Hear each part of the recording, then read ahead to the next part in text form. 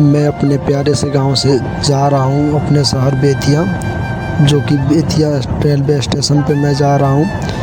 यहां पे फाइनली मैं पहुंच गया बेतिया रेलवे स्टेशन, और रेलवे स्टेशन का नज़ारा कुछ ऐसा है भाई।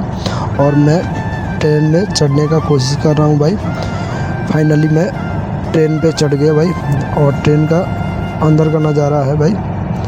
थोड़े ही देर में ट्रेन खुल चुकी थी और मेरे को नींद आ रहा था भाई।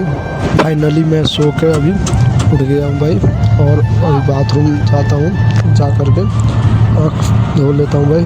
और आँख धोने के बाद पूरा माइंड फ्रेश हो जाता है भाई। हेलो फ्रेंड्स, मैं छोटू कुमार कुशवाहा जी अपने यूट्यूब चैनल में आप लोगों को स्वागत करता हूँ। देखिए मॉर्निंग का नज़ारा है भाई, बहुत ही सुनहरा मौसम है और हवा भी बहुत मस्त लग रही है भाई। और देख भाई अभी सुबह में धूप निकलने वाली है भाई। ये अंदर का नज़ारा है भाई, ये सीधा। और ये देखिए भाई